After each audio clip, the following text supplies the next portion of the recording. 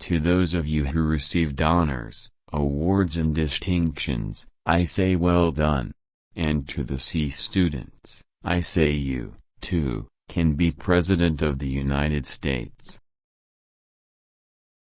America is the land of the second chance, and when the gates of the prison open, the path ahead should lead to a better life. Use power to help people. For we are given power not to advance our own purposes nor to make a great show in the world, nor a name.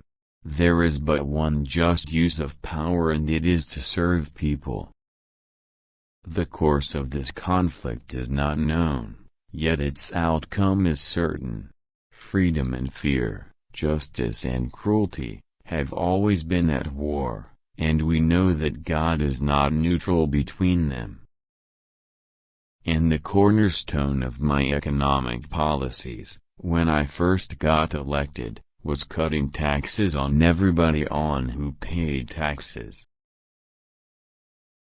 The deliberate and deadly attacks which were carried out yesterday against our country were more than acts of terror. They were acts of war. The men and women of Afghanistan are building a nation that is free and proud, and fighting terror, and America is honored to be their friend. The United States of America will never be intimidated by thugs and assassins. The killers will fail, and the Iraqi people will live in freedom. I understand everybody in this country doesn't agree with the decisions I've made. And I made some tough decisions. But people know where I stand. We can't allow the world's worst leaders to blackmail, threaten, hold freedom-loving nations hostage with the world's worst weapons. Believe in the transformational power of liberty. I believe that the free Iraq is in this nation's interests. I believe a free Afghanistan is in this nation's interest.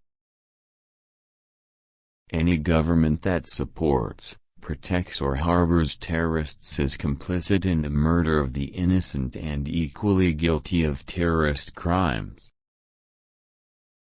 I send American troops to Iraq to make its people free, not to make them American. Iraqis will write their own history and find their own way. The terrorists are fighting freedom with all their cunning and cruelty because freedom is their greatest fear, and they should be afraid, because freedom is on the march. The financial crisis should not become an excuse to raise taxes, which would only undermine the economic growth required to regain our strength.